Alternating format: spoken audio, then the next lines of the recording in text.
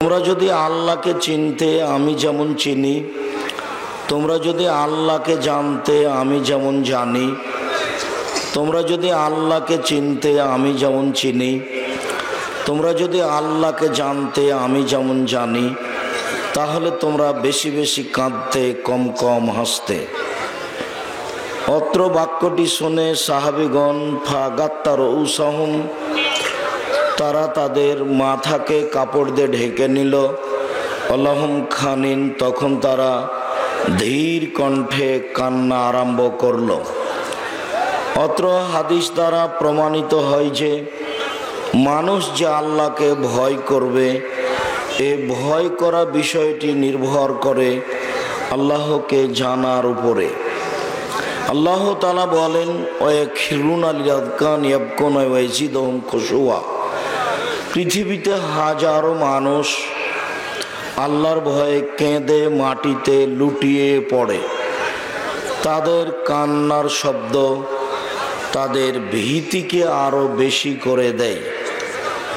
মানুষ যখন আল্লাহর ভয়ে কান্নাকাটি করে, তখন তার কান্নার শব্দ তার ভীতিকে আরো বেশি করে দেয়। এ কথা আল্লাহ তাআলা বলেন।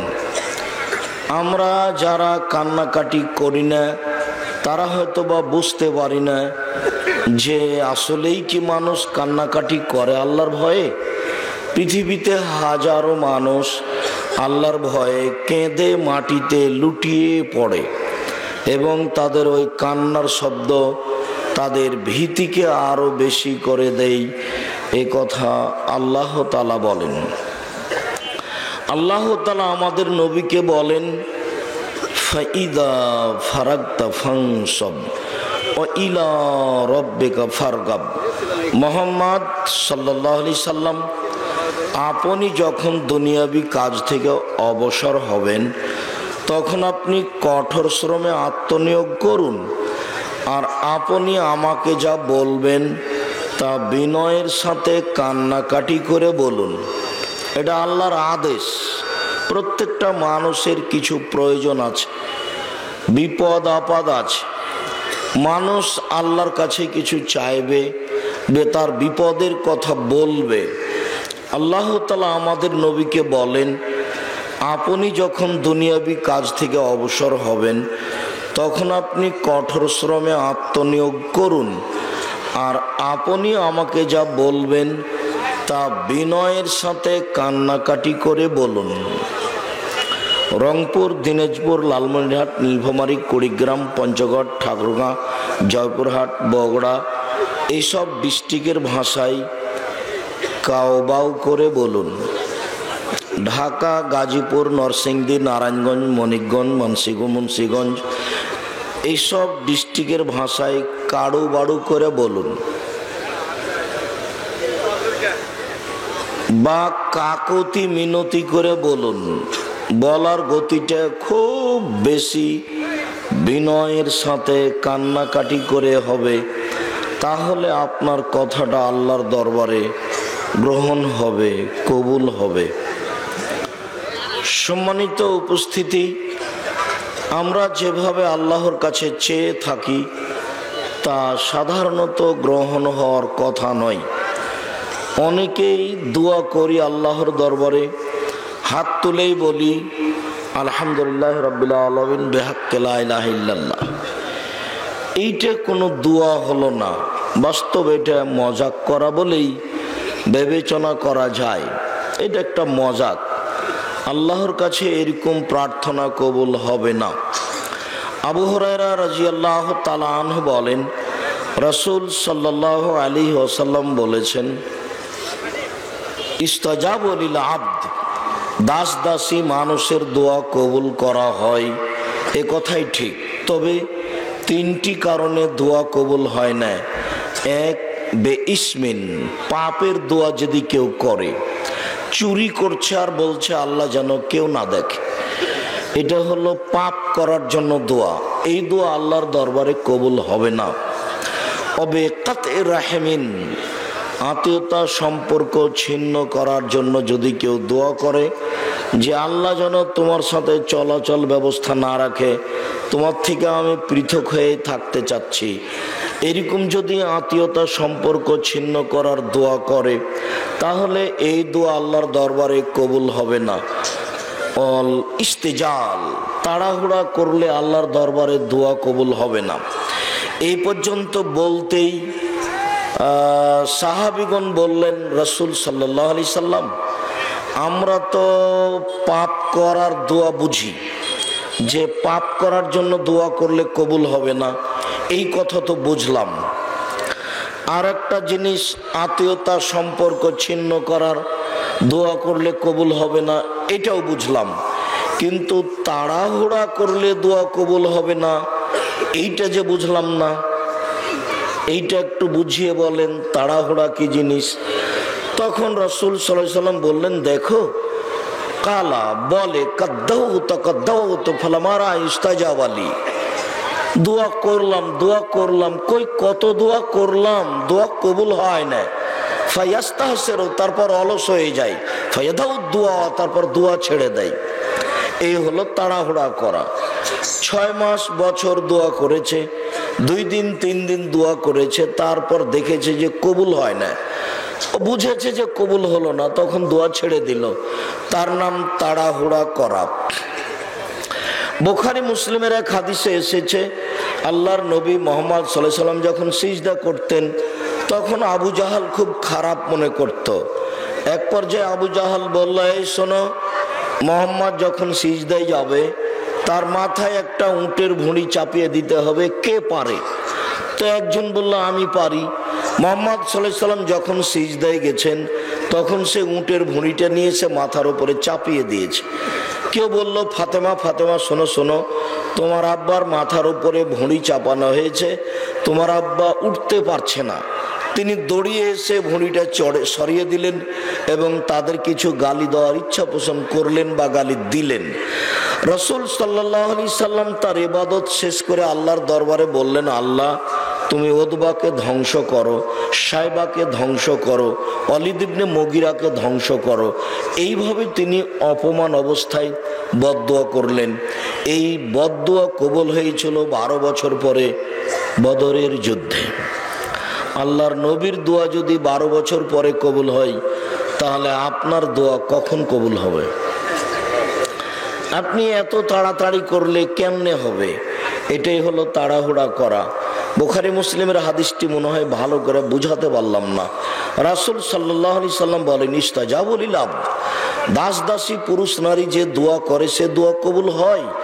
তবে 3 শ্রেণীর দোয়া কবুল হয় না। এক, মানুষ যদি পাপ করার জন্য দোয়া করে, তাহলে সেটা কবুল হবে না। 2, মানুষ যদি সম্পর্ক ছিন্ন করার জন্য দোয়া করে, স্ত্রীকে বলছে যে আল্লাহ যেন তোর বাপের বাড়ি আমাকে আর না নিয়ে যায়, শ্বশুরের বাড়ি যাবে না, তা একটা মন্তব্য করে বসেছে স্ত্রীর সামনে, সম্পর্ক আর রাখবে না শ্বশুরের সাথে, যাতায়াত করবে না, দাওয়াত দিলেও যাবে না, এরকম একটা পরিবেশ তার স্ত্রীকে শোনাচ্ছে। আল্লাহকে বলে, আল্লাহ এরকম কথা কবুল করেন না। 2, অলিস্তেজাল, তাড়াহুড়া করলে দোয়া কবুল হয় না। তখন সাহাবীগণ বললেন, আল্লাহর রাসূল, এটা বুঝতে পারলাম যে পাপের দোয়া করলে কবুল হয় না। আল্লাহর রাসূল, আর একটা বুঝতে পারলাম যে সম্পর্ক ছিন্ন করার দোয়া করলে কবুল হয় না, কিন্তু তাড়াহুড়া করলে কবুল হয় না, এটা তো বুঝতে পারলাম না, এটা কি? তখন আল্লাহ রাসূল বললেন, শোনো, তাড়াহুড়া করলে দোয়া কবুল হয় না, এটা বুঝতে পারলে না? মানুষে বলে কাদ্দাউতু, দোয়া করলাম, কত দোয়া করলাম, লাম আরা ইস্তাজাবালি, কই দেখি না যে দোয়া কবুল হচ্ছে, না দোয়া কবুল হয় না। ফায়াস্তাহসিরু, তারপর অলস হয়ে যায়। ফায়াদাউ দোয়া, তারপর দোয়া ছেড়ে দেয়। দেখেছে 2 মাস 6 মাস দোয়া করেছে, কবুল হয়নি, তখন ছেড়ে দিয়েছে। কারণ তাড়াহুড়া করা। তো এইটুকু বলার পরে বুখারী মুসলিমের হাদিস থেকে আরেকটা হাদিস আপনাকে শোনালাম, যে আল্লাহর নবীও বিপদে পড়ে বদদুয়া করেছিলেন। সেটা কতদিন পরে কবুল হয়েছিল? 12 বছর পরে। আর আপনাদের সবার জানা আছে ইউসুফ আলাইহিস সালামের কথা। ইউসুফ আলাইহিস সালামের ভাইরা তার পিতা ইয়াকুবকে বললেন, আপনি আমাদের সাথে ইউসুফকে দেন না কেন? ইসব আমাদের সাথে থাকবে, খেলাধুলা করবে, আমাদের কাপড় চোপড় নিয়ে থাকবে, পাহারা দিবে।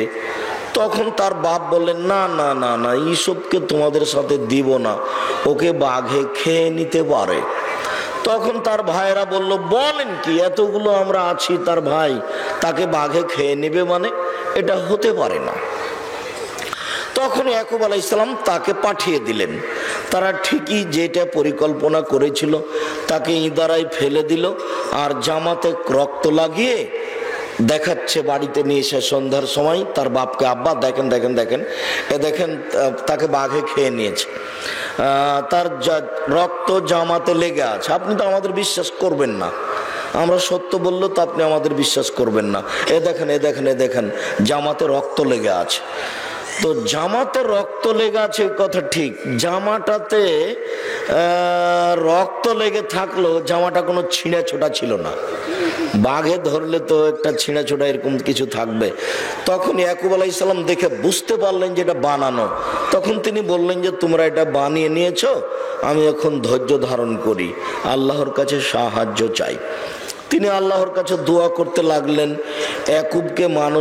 ইসবকে মানুষ উঠিয়ে নিয়ে গেল, বাজারে বিক্রি করা হলো। মিশরের বাদশাহ কিনে নিল। মিশরের বাদশাহ তার স্ত্রীকে বলল, একে দেখাশোনা করো, ভালো থাকতে দাও, ভালো খেতে দাও। পৃথিবীর অর্ধেক মানুষের রূপ চেহারা ইসবকে দেওয়া হয়েছিল। এক পর্যায়ে বাদশার স্ত্রী জুলাইখা তার সাথে অশ্লীল কাজ করার ইচ্ছা পোষণ করলো। তারপরে জোর করে ইচ্ছা পোষণ করার সিদ্ধান্ত নিলে তিনি আগে আগে দৌড়িয়ে ঘর থেকে বের হয়ে গেলেন। পিছন দিক থেকে জুলাইখা টেনে ধরলেও জামা হাতে ছিঁড়ে থেকে গেল। আগে আগে বের হলেন ইসব, পিছনে পিছনে বের হলো জুলাইখা। ওখানেই ছিল জুলাইখার স্বামী, তিনজন এক জায়গায়। তখন জুলাইখা বলল, এ দেখেন আপনার স্ত্রীর সাথে আপনার বাড়ির এই লালন পালন করা ছেলে কি অশ্লীল অন্যায় কাজ করতে চায়, এর কি শাস্তি হতে পারে? আরে আপনি কি শাস্তি উল্লেখ করবেন? আমি বলি একে যথাযথ পিটন দিতে হবে, নইলে জেলখানায় বন্দি করতে হবে। যা হওয়ার তাই হলো, 12 বছর জেল হয়ে গেল। ওইদিকে বাপ মা কান্নাকাটি করতে থাকলেন। 12 বছর পরে সরকারের পক্ষ থেকে ইসবকে ডাকার জন্য লোক আসলো। তখন ইসব বললেন, জি না, যাও বাদশাকে বলে দাও আমি জেল থেকে বের হব না যতক্ষণ পর্যন্ত জুলাইখা জাতির সামনে ঘোষণা না দিবে আমি অন্যায় করেছি, ইসব অন্যায় করেনি। এই ঘোষণা জাতির সামনে প্রকাশ না পাওয়া পর্যন্ত আমি সব জেলখানা থেকে বের হব না। আমি তার বাড়িতে লালন পালন হওয়া অবস্থায় আমি তার স্ত্রীর সাথে অন্যায় করিনি, এইটা আগে প্রমাণ হতে হবে। তারপরে আমাদের নবী মুহাম্মদ সাল্লাল্লাহু আলাইহি সাল্লাম বলেন যে আমার চেয়ে ইসবের ধৈর্য অনেক বেশি। আমাকে যদি সরকারের পক্ষ থেকে ডাকা হতো তাহলে আমি বলতাম যে চলো চলো চলো জেলখানা থেকে আমি এখন বের হয়ে যাই, চলো। কিন্তু ইসব বের হলেন না। তিনি বললেন যে আগে জুলাইখাকে জাতির সামনে ঘোষণা দিতে হবে ইসব অন্যায় করেনি, আমি করেছি। শেষ পর্যন্ত জুলাইখা জাতির সামনে ঘোষণা দিল যে আমি জুলাইখা অন্যায় করেছি, ইসব অন্যায় করেনি। তখন তিনি জেল থেকে বের হলেন। তারপরে এক পর্যায়ে দায়িত্ব নিলেন। তারপরে বাপ মাকে নিয়ে আসলেন। তখন ইয়াকুব আলাইহিস সালামের দোয়া কবুল হওয়া প্রমাণ হলো প্রায় 25 থেকে 30 বছর পরে। আমি আসল কথা বলতে চেয়েছি কি তা হয়তো বুঝতে পারলেন না। যেদিন ইসব হারিয়ে গেলেন সেদিন থেকে বাপের দোয়া চালু হলো, আল্লাহ তুমি আমার ছেলেকে ফিরিয়ে দাও, আল্লাহ তুমি আমার ছেলেকে ফিরিয়ে দাও। দিন যায় রাত্রি যায়, দিন যায় রাত্রি যায়। প্রায় 25 থেকে 30 বছর পরে ইয়াকুব ছেলেকে ফিরিয়ে পেলেন। তখন আর তিনি চোখে দেখেন না। কান্নাকাটি করতে করতে করতে করতে চোখগুলি, তার চোখ দুটি হারিয়ে গেছে। অন্ধ মানুষ শেষ পর্যন্ত ছেলেকে ফিরিয়ে পেলেন, চক্ষুও ফিরিয়ে পেলেন। আমি যেটা আপনাকে বলতে চাচ্ছিলাম সেটা দোয়া করেন বিনয়ের সাথে, কান্নাকাটি করে। তবে অলসতা করবেন না, বা ক্লান্ত হয়ে ছেড়ে দিবেন না, বা কই দোয়া কবুল হয় না এরকম কথা বলে ছেড়ে দিবেন না। দুয়াই একটা শক্তিশালী পাওয়ারফুল ব্যতিক্রম ব্যবস্থাপনা, যা দিয়ে মানুষের তাকদীর পরিবর্তন হয়। রাসূল সাল্লাল্লাহু আলাইহি ওয়াসাল্লাম বলেন, লা ইরাদ্দুত তাকদীর ইল্লা বিদুআয়ে। দুয়াই একমাত্র মানুষের ভাগ্যকে পরিবর্তন করে দিতে পারে। পৃথিবী সৃষ্টির 50,000 বছর পূর্বে আপনার ভাগ্য লেখা হয়েছে। যেদিন আপনি আপনার মায়ের পেটে 4 মাস, সেদিন আপনার ভাগ্য আবার লেখা হয়েছে। সেদিন আপনার ভাগ্য আবার লেখা হয়েছে। এই চূড়ান্ত ভাগ্যকে পরিবর্তন করতে পারে একমাত্র দোয়া। যখনই আপনি আল্লাহর কাছে বেশি কান্নাকাটি করবেন, বিনয়ের সাথে বলতে থাকবেন, এক পর্যায়ে আল্লাহ আপনার ভাগ্যে যেটা লিখে রেখেছিলেন সেটা কেটে দিয়ে নতুনভাবে লিখে দিবেন। তা হচ্ছে দোয়া। দোয়াই একমাত্র শক্তিশালী ব্যবস্থাপনা মানুষের তাকদীর, ভাগ্য পরিবর্তন করার। মহান আল্লাহ বলেন, হে মুহাম্মদ সাল্লাল্লাহু আলাইহি সাল্লাম, আপনি যখন দুনিয়াবি কাজ থেকে অবসর হবেন তখন আপনি ইবাদতে কঠোর শ্রমে আত্মনিয়োগ করুন। আর আপনি আমাকে যা বলবেন, আমার কাছে যা চাইবেন তা বিনয়ের সাথে কান্নাকাটি করে চান। আল্লাহর নিকটে বিনয়ের সাথে কান্নাকাটি করে চাইলে আল্লাহ কবুল করবেন। যেটাই বলবেন, পাপ হয়েছে তার জন্য দুশ্চিন্তার কিছু নেই। পাপ হয়েছে, আপনি ক্ষমা চান, ক্ষমা হবে ইনশাআল্লাহ। আনাস রাদিয়াল্লাহু তাআলা আনহু বলেন, রাসূল সাল্লাল্লাহু আলাইহি সাল্লাম বলেছেন, আল্লাহ তাআলা বলেন, ইবনা আদম মা দাওয়াতানি ওয়া রাজাতানি, হে আদমের ছেলে মেয়ে শোনো, তুমি যেভাবে ডাকো আমি সেভাবে থাকি। তুমি যেভাবে ডাকো আমি সেভাবে থাকি। তুমি যেভাবে আশা পোষণ করো সেভাবে আমি পূর্ণ করে থাকি। ওয়ালা উবালি, আমি পরোয়া করি না তুমি কত বড় পাপী। আমি পরোয়া করি না তুমি কত বড় পাপী। আমি পরোয়া করি না তুমি কত বড় পাপী। তুমি যেভাবে ডাকো আমি সেভাবে থাকি। তুমি যেভাবে আশা পোষণ করো আমি সেভাবে পূর্ণ করে থাকি। পরের বাক্যে রাসূল সাল্লাল্লাহু আলাইহি সাল্লাম বলছেন, আল্লাহ তাআলা বলেন, ইবনা আদম লাউ বালাগাত যুনুবুকা আনারা সামায়ে, হে আদমের ছেলে মেয়ে শোনো, তোমাদের পাপ বেশি হতে হতে যদি আকাশ লেগে যায়। হে আদমের ছেলে মেয়ে শোনো, তোমাদের পাপ বেশি হতে হতে যদি আকাশ লেগে যায়। পাপ আর পাপ, আকাশ জমিন পরিপূর্ণ হয়ে আছে। এই সময়তে যদি তুমি আমাকে বলো যে আমাকে ক্ষমা করো, ফাস্তাগফিরতানি, হে প্রতিপালক আমার আল্লাহ তুমি আমাকে ক্ষমা করো, গাফারতু লাকা, আমি তোমাকে ক্ষমা করে দেবো। ওয়ালা উবালি, আমি পরোয়া করি না তুমি কত বড় পাপী, আমি পরোয়া করি না তুমি কত বড় পাপী, আমি পরোয়া করি না তুমি কত বড় পাপী। তুমি আমাকে একটু বলো না, আমি তোমার বলার অপেক্ষায় রয়েছি। এছাড়াও আল্লাহ তাআলা বিচারের মাঠে বলবেন, সমস্ত আদমের ছেলে মেয়ে যখন বিচারের মাঠে উপস্থিত হবে তখন আল্লাহ তাআলা আদমের ছেলে মেয়ের সামনে এসে বলবেন, ইবনা আদম লা আতাইতানি বিকুরাবিলার যে খাতায়া সুম্মা লাকিতানি লা তুশরিকু শাইআ লা আতাইতুকা বিকুরাবিহা মাগফিরা। এই আদমের ছেলে মেয়ে, তোমরা আজকে পাপ নিয়ে উপস্থিত হয়েছো বিচারের মাঠে। পাপ আর পাপ, তোমাদের পাপ আকাশ জমিন পরিপূর্ণ হয়ে আছে। আমি আল্লাহ সেই পরিমাণ ক্ষমা নিয়ে উপস্থিত হয়েছি। তোমার যেই পরিমাণ পাপ আমার সেই পরিমাণ ক্ষমা, তোমার যেই পরিমাণ পাপ আমার সেই পরিমাণ ক্ষমা। যদি শিরক না থাকে, তোমার পাপ যত আমার ক্ষমা তত, তোমার পাপ যত আমার ক্ষমা তত। যদি শিরক না থাকে, আল্লাহ তাআলা আপনাকে ক্ষমা করার জন্য প্রতীক্ষমান রয়েছেন। আবু যার গিফারি রাদিয়াল্লাহু তাআলা আনহু বলেন, রাসূল সাল্লাল্লাহু আলাইহি ওয়াসাল্লাম বলেছেন, আল্লাহ তাআলা বলেন হাদিসে কুদসি, ইয়া ইবনা আদম ইন্নাকুম তুখতিউনা লাইলান ওয়া নাহারা ওয়া নাগফিরু যুনুবা জামিয়া। এই আদমের ছেলে মেয়ে শোনো, তোমাদের কাজ দিনরাত পাপ করা, তোমরা তো দিনরাত পাপ করো, আর আমি আল্লাহ তোমাদের দিনরাত পাপ ক্ষমা করে থাকি। ক্ষমা চাইতে হবে, কান্নাকাটি করে ক্ষমা চাও, তাহলে আল্লাহ তোমার কথা শুনবেন, সত্য সত্যই বুঝবেন যে তুমি ক্ষমা চাচ্ছ। এইভাবে অলসতা করে সবাই মিলে কবরস্থানে গিয়ে হাত তুলে দোয়া করলো, আর হাসাহাসি করলো, আর কত কথা বললো, আর বলছে আল্লাহ অমুক যার হাত কবুল হবে তার হাত দিয়ে আমাদের সবকে পার করে দাও। এরপরে নগদ বেদাত। এই ইবাদত, এই দোয়া কবুল হওয়ার কোনো প্রশ্নই আসে না। এইভাবে ঈদের মাঠে গিয়ে সবাই মিলে জালসার পরে সবাই মিলে যেভাবে হাত তুলে দোয়া করছে, এইসব বেদাত ইবাদত কবুল হবে না। কবুলই হয়নি তো পাবে কি? যেই কারণে চাচ্ছে সেই কারণটা তো কবুল হবে তারপরে। আর কেউ একটু দোয়ার ঢং বুঝেও না, একটু বোঝার চেষ্টাও করে না। আর যারা দিন প্রচার করছে তারা তো মিথ্যা প্রচার নিয়ে ব্যস্ত। এক মিনিট দেখেন তো দেখি, আপনাকে একটু দেখাই। আয়েশা রাদিয়াল্লাহু তাআলা আনহা বলেন, আল্লাহর নবী রাতে আমি বিছানায় শুয়ে আছি, তিনি আসলেন, এসে জুতা স্যান্ডেল পাশে রাখলেন, কাপড় চোপড় রেখে দিয়ে আমার পাশে শুয়ে গেলেন। তিনি অনুমান করলেন যে আমি ঘুমিয়ে গেছি। আসলে আমি ঘুমাইনি, আমি ভান করে ঘুমিয়ে আছি।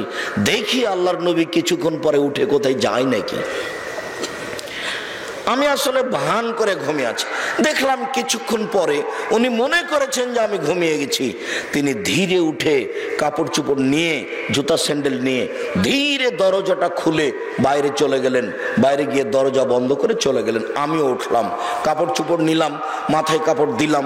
তারপর দেখি কোথায় যাই, কোন স্ত্রীর কাছে যান নাকি। ওই যে বাকুল গারকাতে গিয়ে তিনি হাত তুলে দোয়া করলেন। একবার, দুইবার, তিনবার হাত তুলে দোয়া করলেন। তারপরে ঘুরে হাঁটলেন, আমি ঘুরে হাঁটলাম, তিনি জোরে হাঁটলেন, আমি জোরে হাঁটলাম, তিনি দৌড়ালেন, আমিও দৌড়ালাম। আমি আগেই বিছানায় চলে এসেছি। তিনি আমার পাশে এসে বলছেন, কি খবর আয়েশা, তোমার মোটা শ্বাস কেন? না এসে যে দৌড়িয়ে এসেছেন। তখন আয়েশা রাদিয়াল্লাহু তাআলা বলছেন, আমি তো মিথ্যা কথা বলি, জিবরাইল বলে দিবে। আসলে আপনাকে আমি পরীক্ষা করছিলাম, আপনি যান কোথায়। আমি এই দিক বলতে চাইনি। বুখারী মুসলিমের হাদিস পেশ করে যেটা বলতে চেয়েছি সেটা হলো, তিনি কবরস্থানে গেলেন একাই, কাউকে তো নিয়ে গেলেন না। পৃথিবীর সবচেয়ে দামি মানুষ নবী রাসূল ব্যতীত বলতে পারেন কে? তিনি হচ্ছেন আবু বকর সিদ্দিক রাদিয়াল্লাহু তাআলা। পৃথিবীর সবচেয়ে দামি মানুষ আবু বকর সিদ্দিক রাদিয়াল্লাহু তাআলা। তাকে একটু বললেন না, চলেন না যা একটু দোয়া করে আসি। পৃথিবীর সবচেয়ে দ্বিতীয় মহামানব, যিনি রাস্তায় হাঁটলে শয়তানের তার রাস্তায় হাঁটার ক্ষমতা নেই, এত তার ঈমানি ক্ষমতা। নিশ্চিত কথা যে উমর ওই শয়তানের গায়ে থাপ্পড় মারতে পারবেন না। কেন? উমর এক পদার্থের তৈরি, আর ও শয়তান আরেক পদার্থের তৈরি, মারার কোনো ক্ষমতা নেই। তবুও শয়তান রাস্তা ছেড়ে দেয়। তার ঈমানি ক্ষমতা কত বেশি! এত বড় ঈমানি ক্ষমতা এই পৃথিবীর দ্বিতীয় মহামানবকে একটু বললেন না যে চলেন না একটু উমর একটু হাত তুলে দোয়া করে আসি? একাই চলে গেলেন। আরো জরুরি কথা যে পাশের বউ নিজের স্ত্রীকে, এত বড় দামি মহিলা, একটু বলে গেলেন না যে আমি একটু কবরস্থান থেকে হাত তুলে দোয়া করে আসছি। আর আপনাদের মসজিদের ইমাম সবাই মিলে বলছে চলো যাই জুমা মসজিদের সব মুসল্লি কবরস্থানে হাত তুলে দোয়া করে আসি। ধর্ম রাজশাহী চাঁপাইনবাবগঞ্জের হাওয়াই লাড্ডু বেটা পাগল পেয়েছে, বেটা ধর্মকে পাগল বুঝেছে। হুজুরের কত সাহস, সবাইকে নিয়ে কবরস্থানে হাত তুলে দোয়া করতে গেছে। ঈদের মাঠে হুজুর হাত তুলে দোয়া করে। এ দেখেন হাত তুলে দোয়া। বদরের যুদ্ধ শুরু হয়ে গেছে। রাসূল সাল্লাল্লাহু আলাইহি ওয়াসাল্লাম হাত তুলে বলছেন, আল্লাহুম্মা ইন তুহলিক হাযিহি সাবা লা তুবাদু ফিল আরজি ইলা ইয়াউমিল কিয়ামা। আল্লাহ তুমি যদি আজকে বদর যুদ্ধে 313 জন মানুষকে ধ্বংস করো, কিয়ামত পর্যন্ত তোমাকে ডাকার মতো, তোমার ইবাদত করার মতো কোনো মানুষ এই পৃথিবীতে থাকবে না। এইভাবে তিনি হাত তুলে দোয়া করছেন। শরীরে কাঁধে কাপড়টা নিচে পড়ে গেল ঝুলতে ঝুলতে। শেষ পর্যন্ত আবু বকর সিদ্দিক কাঁধে হাত দিয়ে বলছেন, এক ফিকা, আপনি যা দোয়া করেছেন এত হয়ে যাবে, আর দোয়া লাগবে না। কিন্তু আবু বকর সিদ্দিক সাথ দিলেন না, বলছেন যে যা করেছেন এতেই হয়ে যাবে, এতে আমরা সফল হয়ে যাব, আর যেন দোয়া করেন না। আমি যেটা বলছি সেটা হলো, বিপদে পড়ে আল্লাহ রাসূল একাই হাত তুলে দোয়া করছেন, আবু বকর সাথ দিলেন না। আর আপনাদের 5 ওয়াক্ত নামাজের পরে সবাই মিলে হাত তুলে না দোয়া করলে বলছে যে মনে হচ্ছে যে হাতে তরকারি নেই, কেন যেন আন্না লাগছে। তাহলে বেদাত কিভাবে চালু হয়েছে?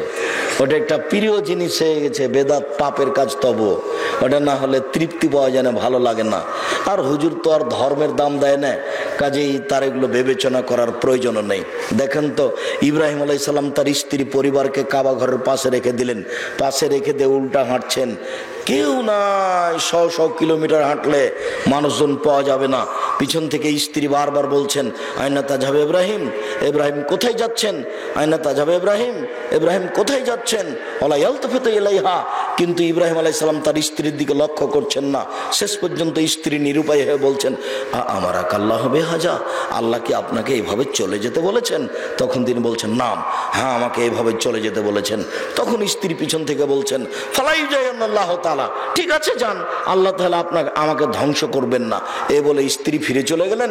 ইনি ওই সানিয়া পাহাড়ের ওখানে গিয়ে কাবা ঘরের দিকে মুখ করে, আহাল পরিবার দেখা যায় না, হাত তুলে দোয়া করে বলছেন, আল্লাহুম্মা ইন্নী আসকানতু মিন যুররিয়াতি বিওয়াদিন গায়রি যি যারইন ইনদা বাইতিকাল মুহাররম, আল্লাহ আমার পরিবারের কিছু অংশ এই কাবা ঘরের পাশে রেখে দিলাম, যেখানে মানুষজন তো নেই, ঘাস পাতা নেই, মরুভূমিতে রেখে দিলাম। আহল পরিবারের জন্য হাত তুলে দোয়া করছেন ইব্রাহিম আলাইহিস সালাম। আপনি কোনোদিন ছেলে মেয়ের জন্য দোয়া করেছেন? খালি নামাজের পরে ইমাম সাহেব হাত তুলে দোয়া করেনি, সেই জন্য লাভ দিয়ে উঠে লেগে গেছে। জীবনে কোনোদিন ছেলে মেয়ের জন্য হাত তুলে দোয়া করে না। আজকে গিয়ে ছেলে মেয়ের জন্য হাত তুলে দোয়া করবেন। সম্মানিত দিনী ভাই বোন, বলছিলাম কান্নাকাটি করে আল্লাহকে বলেন, কবুল হয়ে যাবে। ইবনে আব্বাস রাদিয়াল্লাহু তাআলা আনহু বলেন, রাসূল সাল্লাল্লাহু আলাইহি সাল্লাম বলেছেন, আইনানে লা তামাসসুহুমান নার, দুই শ্রেণীর চক্ষু রয়েছে, দুই শ্রেণীর মানুষ রয়েছে, ওরা জাহান্নামে যাবে না। এক, বাকাত মিন খাশিয়াতিল্লাহ, ওই চক্ষু ওই মানুষ যে আল্লাহর ভয়ে কাঁদে। দুই, হারাসাত ফি সাবিলিল্লাহ, ওই চক্ষু ওই মানুষ যে আল্লাহ রাস্তায় পাহারা দেয়। আবু হুরায়রা রাদিয়াল্লাহু তাআলা আনহু বলেন, রাসূল সাল্লাল্লাহু আলাইহি সাল্লাম বলেছেন, লা ইয়ালজার রাজুলুন নারা বাকা মিন খাশিয়াতিল্লাহ হাত্তা ইয়ালজাল লাবানু ফি জাররে, আল্লাহর ভয়ে কাঁদে যে তার জাহান্নামে যাওয়া ওই রকমই অসম্ভব। গাভীর বান থেকে চাপ দিয়ে দুধ বের করে ভিতরে ঢোকানো যেমন অসম্ভব, গাভীর বান থেকে চাপ দিয়ে দুধ বের করে ঢোকানো যেমন অসম্ভব, আল্লাহর ভয়ে কাঁদে যে তার জাহান্নামে যাওয়া তেমনি অসম্ভব। এটি কি মানুষের পক্ষে সম্ভব? গাভীর বাঁট থেকে দুধ বের করে কি সেখানে ঢোকাতে পারবে? এটা অসম্ভব। আল্লাহর ভয়ে যে কাঁদে তার জাহান্নামে যাওয়া তেমনি অসম্ভব, সে জান্নাতে যাবেই। মুআবিয়া ইবনে হাওদা রাদিয়াল্লাহু তাআলা আনহু বলেন, রাসূল সাল্লাল্লাহু আলাইহি সাল্লাম বলেছেন, সালাসাতু উয়ুনিন লা তারাহুমান নার, তিন শ্রেণীর চক্ষু জাহান্নামে যাবে না, তিন শ্রেণীর মানুষ জাহান্নাম দেখবে না, তিন শ্রেণীর মানুষ জাহান্নামে যাবে না। এক, বাকাত মিন খাশিয়াতিল্লাহ, ওই চক্ষু ওই মানুষ যে আল্লাহর ভয়ে কাঁদে। দুই, হারাসাত ফি সাবিলিল্লাহ, ওই চক্ষু ওই মানুষ যে আল্লাহর রাস্তায় পাহারা দেয়। তিন, গাজাতান মাহারিমিল্লাহ, ওই চক্ষু ওই মানুষ যে বেগানা নারীকে দেখে চক্ষু নিচু করে, ওই চক্ষু ওই মানুষ যে অপর নারীকে দেখে চক্ষু নিচু করে, এই মানুষ জাহান্নামে যাবে না। রাসূল সাল্লাল্লাহু আলাইহি সাল্লাম বলেন, পৃথিবীর মানুষ তোমরা 6টা জিনিস গ্রহণ করো, আমি মুহাম্মদ সাল্লাল্লাহু আলাইহি সাল্লাম তোমাকে জান্নাতে নিয়ে যাব। কিভাবে নিয়ে যেতে হবে সেটা আমার ব্যাপার। এক, ওসদুকে যা হাদ্দাসতুম, কথা বললে সত্য কথা বলো, জান্নাতে আমি নিয়ে যাব। দুই, অফ হয়ে যাও আদম, যখন উফ হয়ে যাও আদম, ওয়াদা করলে পূর্ণ করো, কিভাবে জান্নাতে নিয়ে যাবো সেটা আমার ব্যাপার। অদ্দুয়ে যাও উতুমেন্তুম, আমানত রাখা হলে তার সময়ে তা প্রদান করো, জান্নাত আমি নিয়ে যাব, কিভাবে নিয়ে যেতে হবে সেটা আমার ব্যাপার। অহফাজু ফরুজাকুম, জেনায় লিপ্ত হয়েও না, নিজের লজ্জা স্থানকে হেফাজতে রেখো, জান্নাত আমি নিয়ে যাব।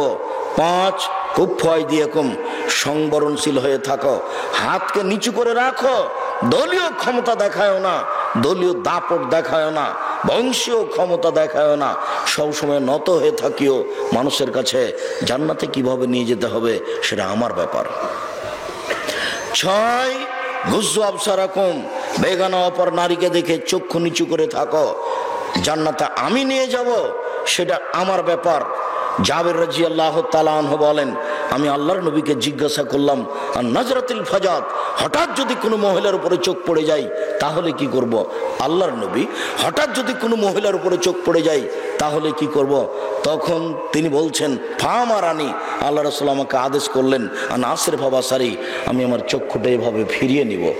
যদি আপনাকে টিভিতে খবর শুনতেই হয়, যদি টিভিতে আপনি খবর শোনেন, তাহলে রং মাখানো পতিতালয়ের মুখের উপরে চোখ রেখে আপনি খবর শুনবেন, এটা হতে পারে না।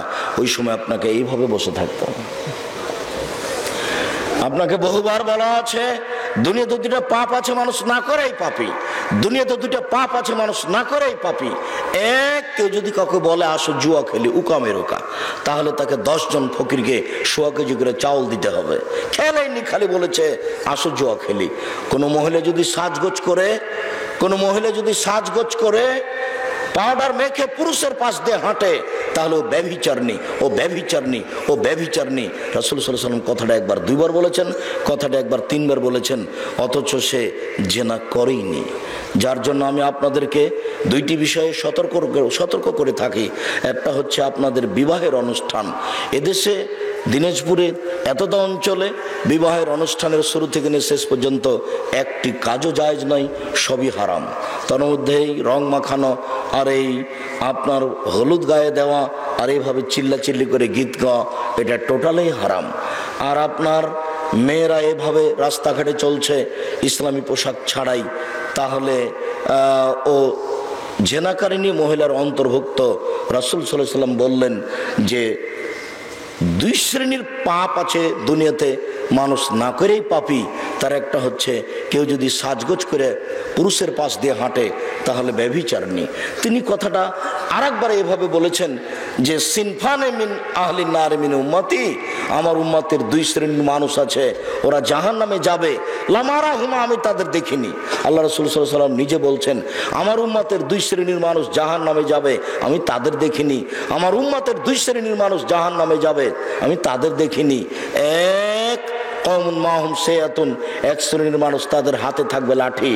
কাজনাবিল বাকারে, গাভীর লেজের মতো, এজরিবুনা বিহান নাস, তারা তা দিয়ে মানুষকে মারবে, এরা জাহান্নামে যাবে। এই লাঠি সরকারি লেভেলের মানুষের হাতে থাকে, আর এই লাঠি যারা কলেজ বিশ্ববিদ্যালয়ে পড়াশোনা করে এই নোংরা শ্রেণীর ছাত্রদের হাতে থাকে।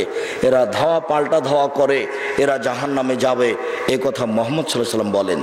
2, নিসাউন, মহিলা, কাসিয়াতুন, কাপড় পরে থাকে, আরিয়াতুন, উলঙ্গ, মমিলাতুন, তারা পুরুষকে নিজের দিকে আকৃষ্ট করে, মায়লাতুন, তারা নিজেরা পুরুষের দিকে আকৃষ্ট হয়, লায়াদখুলুল জান্নাহ, এরা জান্নাতে যাবে না। জান্নাতে তো যাবে না, যাবে না। ওয়ালা ইয়াজিদুনা রিহাহা, সেই জান্নাতের গন্ধ পাবে না। ফাইনা রিহালা তুজাদু মিন মাসিরাতি কাদা ওয়া কাদা, যে জান্নাতের গন্ধ 1 বছরের দূরত্ব পথ থেকে পাওয়া যায়, এই মহিলা সেই জান্নাতের গন্ধও পাবে না।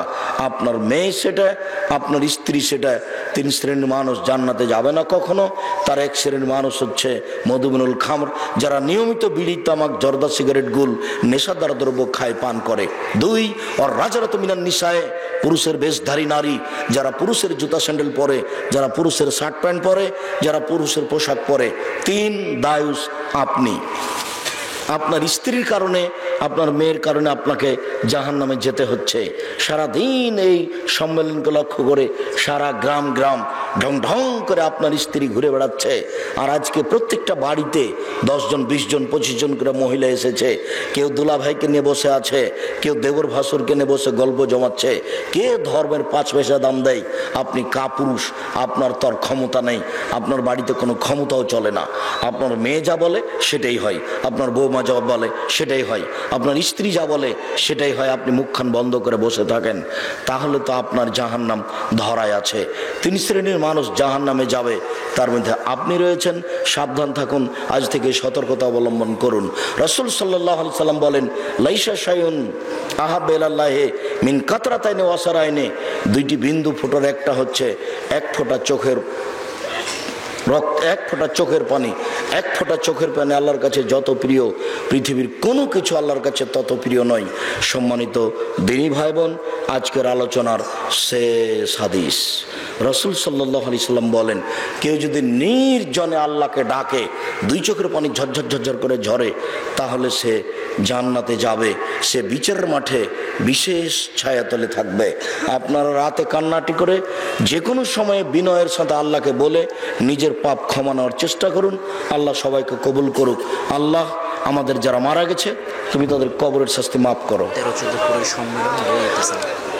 যারা আমাদের বেঁচে আছে, তুমি তাদেরকে তোমার রাসূলের পদ্ধতি অনুযায়ী চলার তৌফিক দান করো।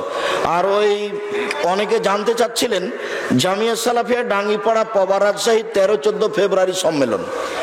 জামিয়া সালাফিয়া ডাঙ্গিপাড়া পবা রাজশাহী 13-14 ফেব্রুয়ারি সম্মেলন। দেশের যারা উচ্চশিক্ষিত মানুষ, জ্ঞানীগুণী মানুষ, তারা আলোচনায় থাকবেন। আর রূপগঞ্জ নারায়ণগঞ্জ ঢাকা ওটা 5-6 মার্চ, ওটা 5-6 মার্চ। জামিয়া সালাফিয়ার ভর্তির তারিখ শেষ হয়ে গেছে আজকেই। এমনি জামিয়া সালাফিয়ার জন্য দোয়া করবেন সকল দিনই ভাই বোনকে। আরও আমাদের আজকে বই পুস্তক আছে গাড়িতে, তো আপনারা সম্ভব হলে যেহেতু নিয়ে আসা হয়েছে কাজে নিয়ে যাবেন। বিশেষভাবে আবদুল্লাহর বই মিন্নাতুল বারি, বুখারীর ব্যতিক্রম ব্যাখ্যা মিন্নাতুল বারি, তাওজীহুল কোরআন, আর কে বড় লাভবান কে বড় ক্ষতিগ্রস্ত, আদর্শ নারী আদর্শ পরিবার। আর আজকের আলোচনা আছে উপদেশ বই, মাসিক আল ইতেসাম আছে। নিজের কাছে টাকা না থাকলে অন্যের কাছে 20টা টাকা নিয়ে মাসিক আল ইতেসাম নিয়ে যাবেন। 10টা 20টা মাসিক আল ইতেসাম নিব মনে করলে পত্রিকায় কথা বলবেন। সকল দিনই ভাই বোনকে বইগুলি এবং পত্রিকাগুলি সংগ্রহ করার অনুরোধ রেখে আমার পক্ষ থেকে আপাতত আজকের মতো কথা এখানে শেষ করছি। আল্লাহ তুমি আমাদের কবুল করো, আল্লাহুম্মা আমিন। কয়েকটা জিজ্ঞাসা।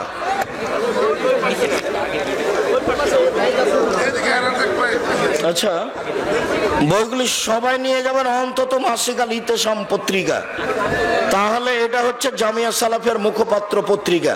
ভাই বোনকে মাসিক আল ইতেসাম পত্রিকা 50টা প্রশ্নের উত্তর আছে।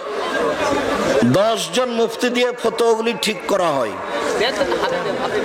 যে ব্যক্তি আজান দিবে সে মুয়াজ্জিন, উক্ত মুয়াজ্জিন আজান দেওয়ার পর ওই জামাতে ইমামতি করতে পারবে কি?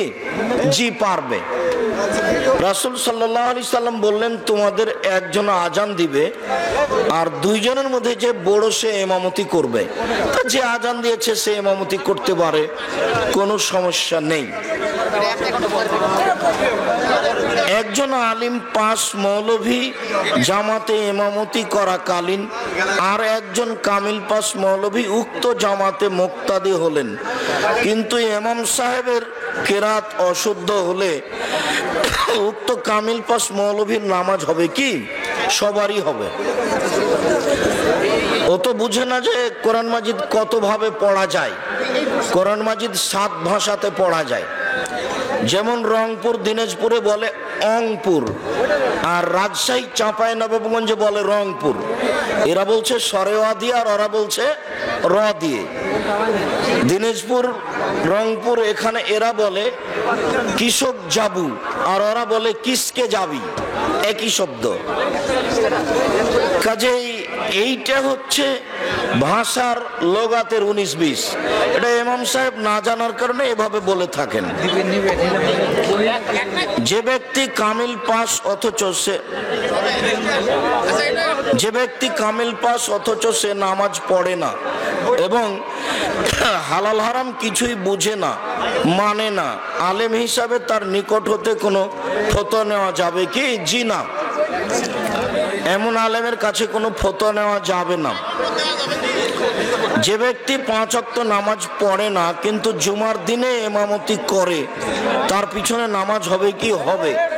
আপনার হবে, তার হবে না। একজন খারেজি ভাবে লেখাপড়া মৌলবী, তার চরিত্র ভালো, সে ইসলামের সকল বিষয় মেনে চলে, তার পিছনে একজন কামিল পাস মৌলবীর নামাজ হবে? জি হবে।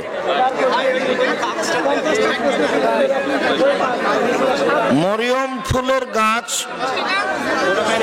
যা হাজী সাহেবগণ সৌদি আরব থেকে নিয়ে আসে, এর কি কোনো উপকার কোরআন ও হাদিসে বর্ণিত আছে? জি না। মরিয়ম ফুলে কিছু হয় এটা মনে করলে হজটাই বাতিল হয়েছে, আবার তাকে হজ করতে যেতে হবে, তার হজটা বাতিল হয়েছে। শিরকি আকীদা। স্ত্রীকে বাড়িতে রেখে টাকা রোজগারের জন্য বিদেশে যাবার ইসলামে কি অনুমতি আছে? স্বামী স্ত্রী রাজি হলে স্বামী বিদেশে যেতে পারে, রাজি হলেই হবে, রাজি না হলে যেতে পাবে না।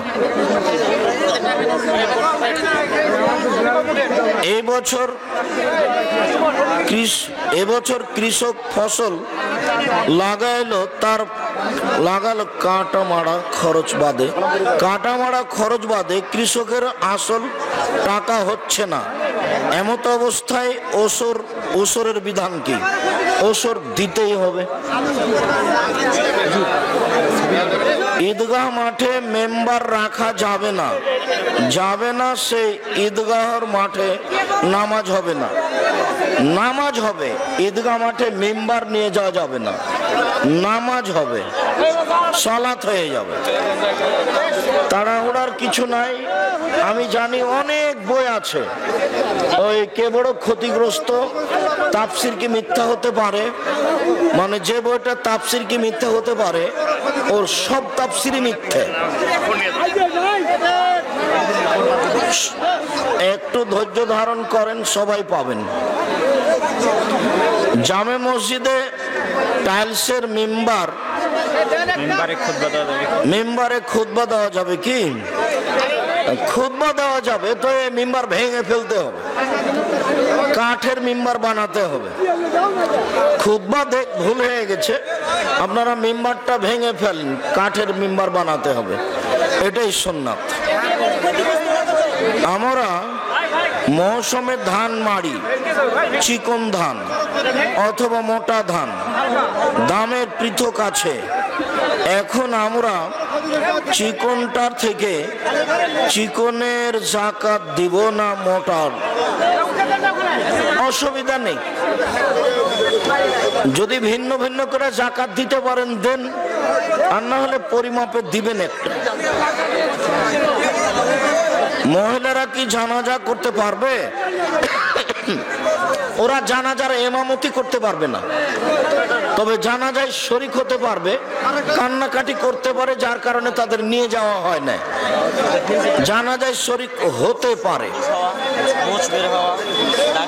মুসাফা করার সময় বাম হাত সম্পূর্ণ লাগবেন, 3 খাবল 3 অঞ্জলি মাটি দিবেন বিসমিল্লাহ বলে। মিনহা খালাকনাকুম বলা বিদাত।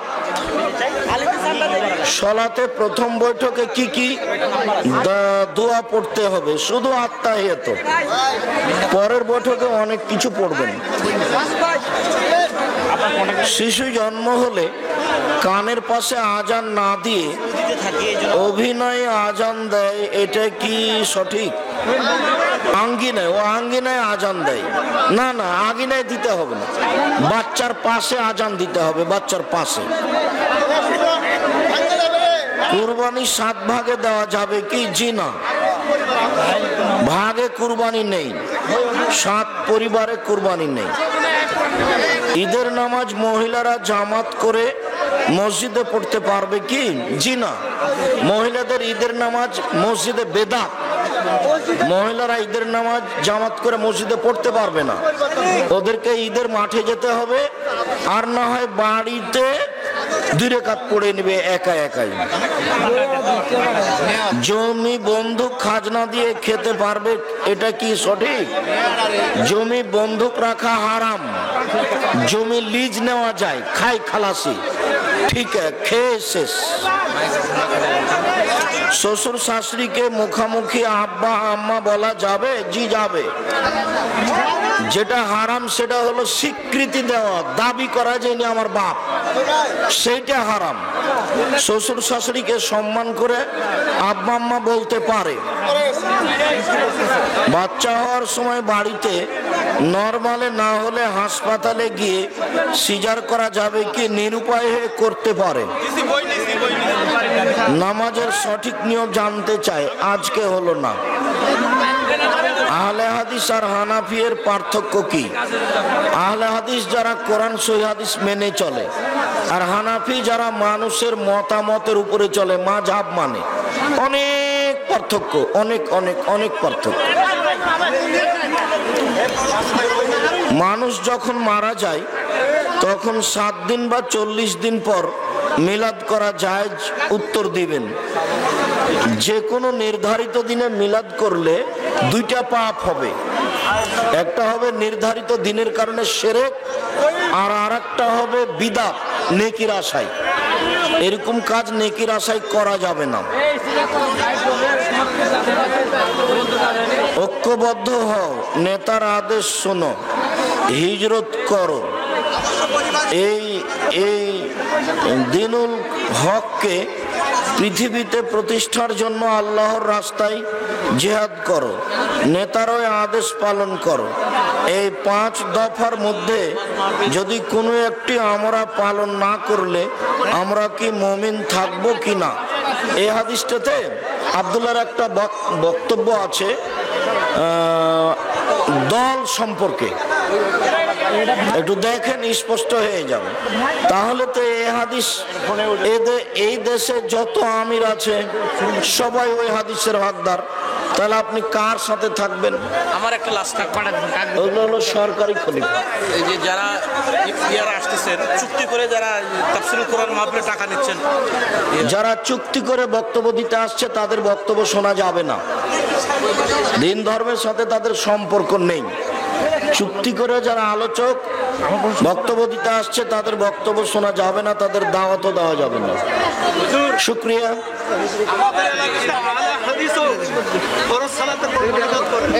আহলে হাদিস হোক আর শিয়া সুন্নি যে হোক, হাত তুলে দোয়া করা ব্যক্তিগত ব্যাপার। অনেক হাদিস, 42টা সহিহ হাদিস আছে হাত তুলে দোয়া করার, সম্মিলিত 36টা খালি বুখারী মুসলিমে আছে, সব ব্যক্তিগত। সম্মিলিত হলো পানি চাইতে গিয়ে উল্টা হাত। শুকরিয়া, জাযাকুমুল্লাহ খাইর। ওই যে আব্দুল্লাহ জাহাঙ্গীর স্যার বলছিল যে 7 ভাগে কুরবানি চলবে, এখন 7 জনে চলবে, তারই নাম ভাগ। 7 জন আর 7 পরিবার এক নয়। 7 পরিবারের পক্ষ থেকে। চুপ থাকো। উপস্থিত বৈঠকের মুসলিম বোন, আপনাকেই বলছি, এদিকে খেয়াল করেন, আপনাকেই বলছি।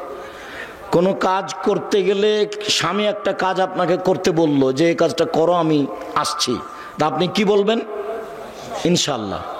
বুঝতে পারলেন না মনে হয়? আপনি মহিলা মানুষ, এখনো গল্প করছেন নাকি? কি বলবেন? ইনশাআল্লাহ। স্বামী বলছেন তুমি এই কাজটা করো, আমি যাচ্ছি, তখন আপনি কি বলবেন? ইনশাআল্লাহ। তাহলে কাজটা আর একজনের উপরে চাপিয়ে দেওয়া হলো। দেখেন, নবীগণের আল্লাহ ভরসা। ইব্রাহিম জি মূর্তি কে ভেঙেছে? আরে আমাকে বলছেন কেন? ওই যে বড়জন কুড়াল ঘাড়ে করে আছে তাকেই বলেন। ও কি কথা বলতে পারে? তুমি তো আমাদের ব্যঙ্গ করছো দেখছি। এই যুবকেরা কে আছো? গর্ত খনন করো, খড়ি জমা করো, আগুন লাগিয়ে দাও, একে ফেলে দাও। ইব্রাহিম আলাইহিস সালাম নিঃস্ব মানুষ, দলও নেই, সংগঠনও নেই, বংশও নেই, কিছুই নেই, একেবারে কোনো কিছু করার ক্ষমতা নেই, একেবারে কিছুই নেই, সাথেও কেউ নাই। এই যুবকরা গর্ত খনন করো, খড়ি জমা করো, আগুন লাগিয়ে দেখে ফেলে দাও। তোরে ফেলে দিল, কোনো ক্ষমতা নাই তার, নিঃস্ব মানুষ। যখন ফেলে দেওয়া হলো তখন বলছেন হাসবুনাল্লাহু ওয়া নি'মাল ওয়াকিল, আল্লাহ আমার জন্য যথেষ্ট, তিনি সুন্দর কাজ করেন। কালা ইব্রাহিম হিনা উলকিয়া ফিন্নার, এই বাক্যটা ইব্রাহিম আলাইহিস সালাম বলেছিলেন যখন তাকে আগুনে নিক্ষেপ করা হয়েছিল। হাদিস বুখারী মুসলিম। হাসবুনাল্লাহু ওয়া নি'মাল ওয়াকিল, বিপদে পড়ে গেছেন, শত্রু মুখামুখি, কি বলবেন? হাসবুনাল্লাহু ওয়া নি'মাল ওয়াকিল। বক্তব্য শেষ হয়ে গেছে, আমার সামনে আসছে বৃষ্টির মতো ঢেল পাথর। ওই সময়তে আমাকে কোনো পাথর লাগেনি, ঢেল লাগেনি, তবে স্টেজ থেকে নেমে দৌড় দিলাম, এক বাড়িতে গিয়ে উঠলাম, তখন পায়ের স্যান্ডেল ছিল না, ও স্যান্ডেল পরার মতো পরিবেশ ছিল না। তখন আমি বলছিলাম হাসবুনাল্লাহু ওয়া নি'মাল ওয়াকিল। কতদিন যে এরকম ঘটনা ঘটেছে, এখনো ওরকম নেই, এখন মানুষ কিছুটা সহ্য করছে। আর তখন যেন আমার কথাগুলো সমাজে একেবারে নতুন ছিল। এখন যারা বা মাঝহাবি মানুষ তারা একটু বুঝতে শিখেছে যে হাদিস জাল জয়ীফ আছে। আমারই এক ক্লাস ফ্রেন্ড কামেল পাস একদিন বলছে ছি ছি ছি ছি ছি, আব্দুর রাজাক বলছে যে হাদিস জাল। এ হাদিস কে বর্ণনা করেছে? উমার। হ্যাঁ আপনারা বলেন তো উমার কি মিথ্যে কথা বলতে পারে? তখন জনগণ বলছে না। এই দেখেন আব্দুর রাজাক এই হাদিসকে মিথ্যে বলছে, যে হাদিস উমার বর্ণনা করেন। জনগণ তো আর বুঝে না, জনগণ তো আর বুঝে না যে হাদিস কিভাবে নকল হয়েছে। ওই ওই মাইকটার ওখানে আল্লাহর নবী, আপনাকে দেখাচ্ছি, ওই মাইকটার ওখানে আল্লাহর নবী। এবার আল্লাহর নবী থেকে কথা শুনছেন আমার ওই ভাইয়ের ওখানে আবু হুরায়রা রাদিয়াল্লাহু তাআলা আনহু, উনি সাহাবীর স্থানে, তারপরে সাহাবীর পরে তাবেঈর স্থানে, তারপরে তাবেঈর পরে ইনি একজন, তারপরে আমার স্থানে ইমাম বুখারী। এখন ইমাম বুখারী বলছেন আমি হাদিস শুনেছি আমার শিক্ষক মাখুল হতে। তিনি বলছেন আমি হাদিস বর্ণনা করছি আমার শিক্ষক নাফে হতে। নাফে বলছেন আমি হাদিস নকল করছি আমার শিক্ষক আবু হুরায়রা হতে। আবু হুরায়রা বলছেন আমাকে আল্লাহর নবী বলেছেন। এইভাবে হাদিসের সূত্র আছে। তো ইনি বাড়িতে বসে বসে আরবি বানালছেন, দিয়ে এইভাবে রেডি করেছেন। কথা বুঝেননি? তার নাম জাল হাদিস, তার নাম জাল হাদিস। দেখবেন আপনি মুখামুখি দেখবেন, মুখামুখি দেখেন, একবারে মুখামুখি। বেশ কিছু হাদিস আছে দাড়ি চাঁচা যাবে না, ছোট করা যাবে না, দাড়ি বড় করো। নবীগণের বৈশিষ্ট্য 10টি, পৃথিবীর সকল নবীর বৈশিষ্ট্য 10টি। 1, দাড়ি ছেড়ে দাও, ইচ্ছে মতো বড় হবে। 2, মোচ কেটে ফেলো, ব্লেড ব্যবহার করা হবে না, মোচ কাটতে হবে, মোচ থাকবে দেখে পুরুষ মনে হবে। দাড়ি আর মোচ চেঁচে ফেল দিল ওকে বেটি ছেলে মনে হবে, মহিলা মানুষ, তখন তার উপরে অভিশাপ হবে। দাড়িও নাই মোচও নাই, তখন ও নারী, তারপরে অভিশাপ, তারপরে অভিশাপ, তারপরে অভিশাপ। মোচ থাকবে, দাড়ি থাকবে, পুরুষ মনে হবে, আর পুরুষত্বা শক্তি কমবে না। তখন নারী বুঝতে পারবে। ওই বোকা মহিলা তো বুঝেনি, তাই দাড়িকে খারাপ মনে করছে। ও যদি বুঝতে পারতো যে দাড়ি থাকলে পুরুষত্বা শক্তি বাড়ে, তাহলে তো বলতো না তুমি আরো দাড়ি রাখো, তুমি আরো দাড়ি রাখো, তুমি আরো দাড়ি রাখো। ও তো আর বুঝেনি ধর্মের ব্যাপার। 2, বগলের লোম উঠিয়ে ফেলো, নারী পুরুষ একই হুকুম, ব্লেড চলবে না, নবীগণের বৈশিষ্ট্য। 3, 4, নখ কেটে ফেলো, নবীগণের বৈশিষ্ট্য। যত পুরুষ নারী আছেন বিছানে ঘুমাবেন না, আগে নখ কাটবেন, তারপরে। এই ছেলে দোকানে চা করছো, তোমার নখ বড় কেন? তুমি আর শরম পাও না? তুমি মুসলমানের বাচ্চা, নখ বড় কেন? তুমি আজকে নখ কেটে ঘুমাবা। উপস্থিত বৈঠকের মুসলিম বোন আপনাকে বলছে এই মেয়ে নখ বড় কেন তোমারা? তোমার বাপ দেখে না? তোমার মা দেখে না? দুনিয়াতে এমনি আছো নাকি? বাপ নাই তোমার, মা নেই তোমার? খারাপ লাগে? তোমাকে খারাপ লাগে শুনতে?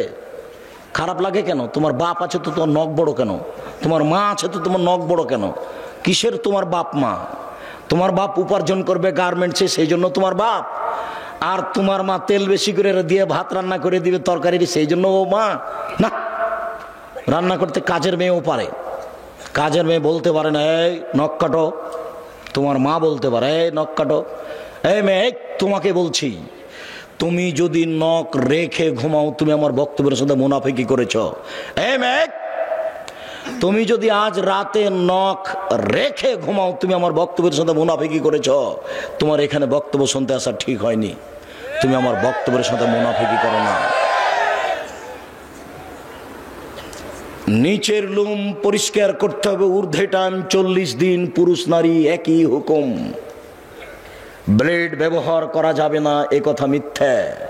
যা দিয়ে সম্ভব, যেভাবে সহজ সেভাবেই পরিষ্কার করবে, নারী পুরুষ একই হুকুম। যেটা বলতে যাচ্ছিলাম, একাধিক সহিহ হাদিস, দাড়ি ছেড়ে দিতে হবে। তিরমিজিতে একটা হাদিস আছে জাল হাদিস, আল্লাহর নবী তার দাড়ির 2 পাশ থেকে এবং সামনে থেকে কেটে ছোট করতেন। ওটাও হাদিস, এটাও হাদিস। বুঝাতে পারলাম না? আমি কি বুঝাচ্ছি তা বলতে পারেনি, বুঝতে পারেননি মনে হয়। তার মানে দাড়ি রেখে দিতে হবে, এটা বুখারী মুসলিমের সহিহ হাদিস। আর দাড়ি কেটে ফেলতে হবে, নবীও কাটতেন, এটা কোন হাদিস? জাল হাদিস। এটা মানুষে বসে বসে বানালছে, বুঝতে পারলেন না? মুহাম্মদ সাল্লাল্লাহু আলাইহি সাল্লাম বলেন মহিলার দিকে লক্ষ্য করা যাবে না। আল্লাহর নবী হঠাৎ যদি কোনো মহিলার উপরে চোখ পড়ে যায় তাহলে কি করব? তখন আল্লাহর নবী বললেন, তুমি তোমার মুখটা তার থেকে সরিয়ে নিবা। তার মানে টিভির পর্দার দিকে তাকিয়ে তার খবর শোনা যাবে না। কোনো মানুষ যদি টিভিতে খবর শুনতে চায় তাহলে তাকে এইভাবে বসতে হবে। রং মাখানো পতিতালয়ের মেয়ে টিভির পর্দাতে এসে বক্তব্য দিচ্ছে, আপনি তার দিকে চোখ রেখে আছেন, তখন আপনি পরহেজগার? ছি ছি ছি ছি, একটু লজ্জা লাগে না? একটু শরম হয় না? একটু হায়া লাগে না? বেটা তাহাজ্জুদ পড়ে, মাথায় টুপি দিয়ে থাকে, একটু শরম করা দরকার। খারাপ লাগছে, খারাপ লাগবে কেন? বসেন কেন? বসবেন কেন? আপনি বলেন যে আমি খুব ভালো মানুষ, বলেন দেখি, বলেন আপনি ভালো মানুষ, আপনি বলেন দেখি। রাসূল সাল্লাল্লাহু আলাইহি সাল্লাম বলছেন, 3 শ্রেণীর মানুষ জান্নাতে, জাহান্নামে যাবে না, ও জান্নাতে যাবেই যাবে। তার এক শ্রেণীর মানুষ হচ্ছে বেগানা নারী, অপর নারীকে দেখে চক্ষু নিচু করে, যে সে জান্নাতে যাবে। আমি বলিনি, মুহাম্মদ সাল্লাল্লাহু আলাইহি সাল্লাম বলেছেন, এক শ্রেণীর মানুষকে আমি জান্নাতে নিয়ে যাব। কিভাবে নিয়ে যাবো সেটা আমার ব্যাপার। সেই পুরুষ যারা অপর নারীকে দেখে চক্ষু নিচু করে। তাহলে একাধিক সহিহ হাদিস নারীর দিকে দেখা যাবে না। আর একটা হাদিস আছে, আল্লাহর নবী বলছেন, কেউ যদি সুন্দরী মেয়ের দিকে তাকায় তাহলে চোখের পাওয়ার বেড়ে যাবে। হাদিস জাল। এদেশে একটা বই পাওয়া যায়, বক্তা শ্রোতার পরিচয়, দেখুন কিনে দেখুন, ওটাও হাদিস এটাও হাদিস। মুহাম্মদ সাল্লাল্লাহু আলাইহি সাল্লাম বলেন, সালাতের সালাম হচ্ছে, সালাত শেষ হচ্ছে আসসালামু আলাইকুম রাহমাতুল্লাহ, আসসালামু আলাইকুম রাহমাতুল্লাহ। আবু দাউদে একটি হাদিস আছে, সালামের বৈঠকে বসে বায়ু ছেড়ে দিলেই সালাম হয়ে যাবে। আসসালামু আলাইকুম রাহমাতুল্লাহ, আসসালামু আলাইকুম বলা লাগবে না। মানুষের বানানো প্রায় 3 লক্ষ হাদিস আছে। আমি আব্দুর রাজ্জাক বিন ইউসুফ 10,000 হাদিস রেখেছি আপনাকে দেখানোর জন্য। টাকার গায়ে লেখা আছে, চাহিবা মাত্র ইহার বাহককে দিতে বাধ্য থাকিবে। আমি আব্দুর রাজ্জাক বিন ইউসুফ 10,000 জাল জয়ীফ হাদিস আপনাকে দেখানোর জন্য প্রস্তুত রয়েছি। হাদিস যে জাল হয় তার আপনাকে 2-1টা দেখালাম। ফাজাইলে আমল বইয়ে লেখা আছে যে আদম আলাইহিস সালাম ভারত থেকে 60,000 বার হজ করতে গেছেন। তাহলে তার বয়স হতে হবে 60,000 বছর। একেবারে নগদ মিথ্যে। ফাজাইল আমলে বইয়ে লেখা আছে এমন ভাবে জিকির করবে দেখে যেন মানুষ বলে পাগল। আপনাদের এখানে যে বট গাছ আছে, বট গাছে এখন এখানে সম্মেলন হয় কিনা, যারা দেখেছেন তারা নারী পুরুষ জিকির করতে করতে উল্টে পড়ে যায়। যারা বাস্তব দেখেছে তারা বলছে জি না, এটা রাখা যাবে না। পীর মুরিদির কোনো নীতি রাখা যাবে না, যে কোনো মূল্যে এলাকা থেকে উঠাতে হবে, যে কোনো মূল্যে। কথা দিয়ে উঠান, পিটিয়ে উঠান। অসম্ভব আহলে হাদিস উর্দুশিত এলাকায় এরকম জিকির আজকার মিথ্যা নারী পুরুষ একাকার হয়ে হতে পারে না। অসম্ভব, যে কোনো মূল্যে ঠেকাতে হবে, যে কোনো মূল্যে। আপনি প্রস্তুত থাকুন। আহলে হাদিস উর্দুশিত এলাকায় এরকম মিথ্যে জিকির হবে, এটা হতে পারে না। ধর্মের নামে মিথ্যে জিকির চিৎকার করে হতে পারে না। এই মাটিতে জিকির হবে লা ইলাহা ইল্লাল্লাহ চুপে। আপনাকে কথা প্রসঙ্গে একটু দেখালাম। আল্লাহ ভরসা, আল্লাহ ভরসা একটু। আবু বকর সিদ্দিক রাদিয়াল্লাহু তাআলা আনহু বলেন, আমি গারে শহরে আল্লাহর নবীর সাথে আছি। তার একটু আগে বলি, 1 মিনিট এক খেয়ালে চেয়ে থাকবেন। মন খারাপ, আবু বকর সিদ্দিক হিজরত করে চলে যাবেন, পালিয়ে যাবেন। আল্লাহ রাসূল বলছেন, আবু বকর তুমি একটু থামো, আমাকেও যাওয়া লাগতে পারে। তখন আবু বকর সিদ্দিক বুঝলেন তাহলে দুইজনের একসাথে হিজরত হবে। এবার আবু বকর সিদ্দিক 2টা উটের প্রস্তুতি নিলেন। আর বক্তা বলছেন যে সেদিন থেকে আবু বকর সিদ্দিক রাদিয়াল্লাহু তাআলা দরজায় দাঁড়িয়ে থাকলেন। কখন আল্লাহর নবী বলবেন, কখন রেডি, তাই তিনি রেডি আছেন, একবার সব মিথ্যে কথা। তখন উনি বুঝলেন যে আমাকে বের হতে হবে, 2টা উট রেডি। হঠাৎ একদিন দুপুরের সময় আয়েশা রাদিয়াল্লাহু তাআলা বলছেন, আমার বাপ মা খালি দিন ধর্ম, খালি দিন ধর্ম। মুহাম্মদ সাল্লাল্লাহু আলাইহি ওয়াসাল্লাম আমাদের বাড়িতে সকালে আসেন, বিকেলে আসেন, সকালে আসেন, বিকেলে আসেন।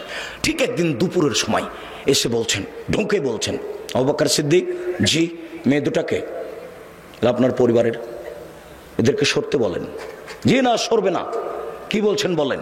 তার মানে আমি আবু বকর সিদ্দিক যেমন, আমার মেয়েরাও তেমন 19-20 হবে না। আমি বুঝতে পারছি আপনার কথা গোপন, কিন্তু আমাকে বলা যেমন, আমার মেয়েদের সামনে বলা তেমন, কোনো সমস্যা নেই। ওটা আয়েশা, এটা আসমা। বুঝতে পারেননি মনে হয়। বাপ যেমন বেটা তেমন, বাপ যেমন বেটি তেমন। অর্ডার হয়ে গেছে, চলে যেতে হবে। ঠিক আছে, বের হয়ে গেলেন। গাড়ে শহরে পাহাড়ের মধ্যে আশ্রয় নিলেন গর্তে। দিয়ে আবু বকর সিদ্দিক বলছেন, এখানে আপনি থামেন, আমি আসছি। এখানে আপনি বসেন, আমি আসছি। ওখানে সব মিথ্যা কথা লেখা আছে, যে সব গর্তগুলিকে আবু বকর সিদ্দিক ছিদ্রগুলো বন্ধ করছিলেন, সাপ তাকে দংশন করতে পারে। তাই মিথ্যা বক্তব্য লেখা আছে, মিথ্যা বইয়ে লেখা আছে যে 100 বছর, 300 বছর, 50 বছর থেকে একটা সাপ গর্তে ঢুকেছিল। একদিন মোহাম্মদ সাল্লাল্লাহু আলাইহি ওয়াসাল্লাম এখানে আসবেন, তাকে দেখবো এই জন্য। এবার সব গর্তগুলো বন্ধ করলেন আবু বকর সিদ্দিক, মাত্র একটা গর্ত খালি, আর কাপড় নেই। তখন গর্তের মুখের উপরে পা দিলেন। এবার সাপ দেখছে গর্তের মুখ বন্ধ, তাহলে আমি কিভাবে মোহাম্মদকে দেখব? তো দংশন করলেন। বিষে কালো হয়ে গেল, চোখের পানি ঝরে মোহাম্মদ সাল্লাল্লাহু আলাইহি ওয়াসাল্লাম ঝরলো। মোহাম্মদ সাল্লাল্লাহু আলাইহি ওয়াসাল্লামের ঘুম ভেঙে গেল। তিনি বলছেন, তোমার এরকম কোনো অবস্থা? বলে, আমাকে সাপে দংশন করেছে। দেখি কোথায়? এই যে এখানে। একটু থুতু দিয়ে ঠিক মিথ্যে কথা, এবারে নগদ মিথ্যে। ওই গর্তের মুখের উপরে ঘুঘুর ডিম দেওয়া আছে। ঘুঘু মানে মাকড়সার জালে ঘুঘু ডিম দিয়েছে। একবারে নগদ মিথ্যে কথা, মিথ্যার নগদ প্রমাণ। আবু বকর সিদ্দিক রাদিয়াল্লাহু তাআলা আনহু বলছেন, কুলতু লিন-নবী সাল্লাল্লাহু আলাইহি সাল্লাম, আমি আল্লাহর নবীকে বলছেন, আমি আল্লাহর নবীকে বললাম, আল্লাহর নবী, লাউ নাজারা আহদুহুম তাহতা কাদামাইয়ে, ওরা যদি কেউ পায়ের দিকে দেখে, ওই যে ওরা যদি কেউ পায়ের দিকে দেখে, লাভ সরানা, তারা আমাদেরকে দেখে নিবে। তখন আল্লাহ রাসূল বলছেন, মা জান্নাকে আবু বকর, আবু বকর আপনি কি মনে করেন? আপনি কে মনে করেন আমরা দুইজন? আল্লাহ সালেহুমা, আমাদের তৃতীয় জন আল্লাহ। অসম্ভব, ওরা আমাদেরকে দেখতে পারে না। লা তাহজানিল্লাহ মানা, আপনি চিন্তা করবেন না, আল্লাহ আমাদের সাথে আছেন। আপনি কি মনে করেন আমরা দুইজন? তৃতীয় জন আল্লাহ। আল্লাহ ভরসা, দেখেন আল্লাহ ভরসা। ফেরাউন পিছে পিছে ছুটে যাচ্ছে, মুসা আলাইহিস সালাম আগে আগে পালিয়ে যাচ্ছেন। সামনে কুলজুম সাগর, ডানে ফেরাউন, বামে ফেরাউন, পিছে ফেরাউন, সামনে সাগর। সঙ্গী সাথী বলছেন, ইন্নাল্লাহ মুতরাকুন, আমরা বন্দী, আমরা আটকা পড়েছি, আমরা বন্দী, আমরা আটকা পড়েছি। তখন মুসা আলাইহিস সালাম বলছেন, কাল্লা, কখনো নয়, অসম্ভব, এটা হতে পারে না। বলেন কি? কাল্লা, কখনো নয়, অসম্ভব, এটা হতে পারে না। ইন্না মায়া রাব্বি, আমার সাথে আমার প্রতিপালক রয়েছেন, সায়াদিনী, তিনি আমাকে পথ দেখাবেন। কোনো পথই নাই, কোনো পথই নাই, বাঁচার কোনো পথই নাই। ডানে ফেরাউন, বামে ফেরাউন, পিছনে ফেরাউন, সামনে সাগর। মুসা আলাইহিস সালাম বলছেন, কখনো নহে, অসম্ভব, হতে পারে না। আল্লাহ আমার সাথে আছেন, তিনি আমাকে পথ দেখাবেন। আল্লাহ ভরসা, বুঝতে পারছেন না? এর নাম আল্লাহ ভরসা। দেখেন, গাল্লা খাতেলা আবওয়াব, সব দরজা জুলাইখা বন্ধ করে দিল। জুলাইখা সব দরজা বন্ধ করে দিয়ে বলছে, হাই তালাক, এইসব তুমি আমার সাথে জেনায় লিপ্ত হও। তখন ইসব বলছেন, মাশাআল্লাহ, আমি আল্লাহর কাছে আশ্রয় চাই। বলো কি তুমি, বলো কি তুমি, ইন্নাহু রাব্বি আহসানা মাসায়া, আরে তোমার স্বামী আমার মালিক, তিনি আমাকে ভালো থাকতে দিয়েছেন, ভালো খেতে দিয়েছেন, আমি অন্যায় করতে পারি না, তোমার সাথে আমি অন্যায় করতে পারি না। এই বলে ইউসুফ আলাইহিস সালাম দৌড় দিয়ে পালাতে চাইলেন। পিছন দিক থেকে জুলাইখা জামা টেনে ধরলো। আগে আগে বের হয়ে যাচ্ছেন ইউসুফ, পিছনে পিছনে যাচ্ছে, আগে আগে যাচ্ছেন ইউসুফ, পিছনে পিছনে যাচ্ছে জুলাইখা। যখনই বের হলেন তখনই সামনে হলো জুলাইখার স্বামী, এক জায়গায় তিনজন, ইউসুফ, জুলাইখা, জুলাইখার স্বামী। দেখে জুলাইখা কথা উল্টে দিল। জুলাইখা বলল, এই দেখেন, এই দেখেন, এই দেখেন, যাকে আপনি লালন পালন করেন, দেখেন তার চরিত্র কত খারাপ, সে আপনার স্ত্রীর সাথে অন্যায় করতে চাই, এর কি শাস্তি হতে পারে? আরে আপনি দেশের বাদশা, কি শাস্তি উল্লেখ করবেন? আমি জুলাইখা বলছি, ওকে যথাযথ পিটন দিতে হবে, নইলে জেলখানায় বন্দি করতে হবে। 12 বছর জেল হলো। 12 বছর পরে সরকারের পক্ষ থেকে লোক এসেছে, এইসব আপনাকে সরকার ডেকে পাঠিয়েছেন, আপনি বের হন জেল থেকে। তখন এইসব বলছেন, যাক সরকারকে বলো এইসব জেল থেকে বের হবে না যতদিন পর্যন্ত জুলাইখা জাতির সামনে ঘোষণা না দিয়েছে। আমি জুলাইখা বলছি আমি অন্যায় করেছি, এইসব অন্যায় করেনি। এইসব এখানে সত্যবাদী, আমি মিথ্যাবাদিনী মহিলা। এই কথা জাতির সামনে ঘোষণা না দেওয়া পর্যন্ত আমি এইসব জেল থেকে বের হব না। আমি আপনাকে যেটা বলতে চাচ্ছি, এই ছেলে, কোনোদিন কোনো মেয়ে মানুষের সাথে মোবাইলে গল্প করো না। মেয়ে মানুষ তোমাকে ধ্বংস করবে, তোমার বাপকে ধ্বংস করবে, তোমার বংশকে ধ্বংস করবে, তোমার জাতিকে ধ্বংস করবে। এই যে দেখো মেয়ে মানুষ, হ্যাঁ বেটা 3 মিনিটের মধ্যে 1 মিনিটের মধ্যে কথা উল্টে দিবে। তুমিও যাবা জাহান্নামে, তোমার বাপও যাবে, তোমার বংশ যাবে, কারোর মান সম্মান রক্ষা হবে না। দেখো জুলাইখা, দেখো জুলাইখা বলছে, এই যে দেখেন, আপনি যাকে খাওয়ার দিচ্ছেন, লালন পালন করছে, সে আপনার স্ত্রীর সাথে জেনা করতে চাই। হলো এটা ঠিক হলো? আপনি কি করবেন তার? আর আপনি কি করবেন? আমি জুলাইখা বলছি ওকে যথাযথ পিটন দিতে হবে, নইলে জেলখানায় বন্দি করতে হবে। তুমি যার সাথে প্রেমের গল্প করছো, কথা উল্টে দিতে পারে, তখন তোমার কি হবে তুমি বুঝতে পারছো না। আজ থেকে আর কোনোদিন কোনো মেয়ের সাথে কথা বলো না। তোমাকে আবারও বলছি, তুমি তোবা করে উঠবা। উঠার সময় বলবে আস্তাগফিরুল্লাহ ওয়া আতুবু ইলাইহি, আমি তোবা করছি, জীবনে আর কোনোদিন তার সাথে কথা বলবো না ইনশাআল্লাহ। এই ছেলে, তোমাকে আরো একটা বলে দিচ্ছি, তুমি এদিকে খেয়াল করো তো। আজকে এখানে তোবা করে উঠেছো, গিয়ে রাত্রে ঘুমাতে যাচ্ছ, মোবাইলটা লক করে দিয়েছ, দেখবা 2-1 মিনিট পরে ধীরে হাতটা মোবাইলে চলে গেল, লকটা খুলেছ, রিংও দিচ্ছ। এই সময়তে লাফ দিয়ে উঠে ল্যাপটা দূরে ফেলে দিবা। দূরে ফেলে দিয়ে একবারে ঘর থেকে বের হয়ে বলবা, নাউজুবিল্লাহি মিন জালিক, এই শয়তান তোর মুখে লাথি মারি, নাউজুবিল্লাহি মিন জালিক, এই শয়তান তোর মুখে লাথি মারি। আর এই পাটা মাটির উপরে রেখে তুমি এই করবা, ঘষবা, তোর মুখে লাথি মারি, তোর মুখে লাথি মারি, তোর মুখে লাথি মারি, নাউজুবিল্লাহি মিন জালিক। তুমি 2-1 মিনিট করো, দেখবা তুমি স্বাভাবিক হয়ে গেছো। সারা রাত আর ও তোমার কাছে আসবে না। তুমি যে তোবা করে গেছো, এই জন্য তোমার ঘরে খালি শয়তানে এমন ভাবে ভিড় লেগেছে, তুমি দেখলে অজ্ঞান হয়ে যেতে। শয়তানের কাজ ইহুদির কাছে নেই। শয়তান জানে যে ইহুদি জাহান্নামে যাবে। শয়তানের কাজ খ্রিস্টানের কাছে নাই। শয়তান জানে যে খ্রিস্টান জান্নাতে যাবে। শয়তানের কাছে হিন্দুদের কাছে নাই। শয়তান জানে যে ওরা জাহান্নামে যাবে। স্কুল কলেজ থেকে শয়তান চলে এসেছে, কেন? যুবক যুবতীর উরু রানের উপরে মাথা দিয়ে বসে আছে। তখন শয়তান বলছে, তাহলে আমি আর কি করবো, আমি তো এটা করাতাম, তো ওরাই যখন করছে তখন আমি যাই, তো এখন আমি যাব কোথায়? যে বলেছে আর কোনোদিন প্রেমের গল্প করব না তোর সাথে, তোবা করছি, আমার কাছে ওখানে, তোকে আজকে রাত্রে ঠগাবো, তোকে আমি দেখে ছেড়ে দেবো। এই কথা তোমার সাথে বাজি লেগেছে ইবলিস। এই বেটা, তোর সাথে বাজি লেগেছে ইবলিস। এই ছেলে, তোমার সাথে বাজি লেগেছে ইবলিস। যখন ইবলিসকে আল্লাহ বলেন, আদমকে সিজদা করলি না কেন? তখন ইবলিস বলছে, আমি সিজদা করব মানে? আদম মাটির তৈরি, আমি আগুনের তৈরি, তাকে কেন সিজদা করব? তখন আল্লাহ বলছেন, সর এখান থেকে, সর, দূর হ। তখন ইবলিস বলছে, হ্যাঁ দূর হয়ে যাব, তবে আমাকে একটা ক্ষমতা দিতে হবে। কি? আজীবন বেঁচে থাকবো। ঠিক আছে, দিলাম। আর একটা, আদমের ছেলে মেয়েকে দেখে ছেড়ে দেবো কিভাবে জান্নাতে যায়। আমি যাব জাহান্নামে আর ওরা যাবে জান্নাতে, আমি ওদের দেখে ছেড়ে দেবো কিভাবে জান্নাতে যায়। তাহলে কথোপকথন মুখামুখি কার সাথে হচ্ছে? আল্লাহর সাথে। কার? ইবলিসের।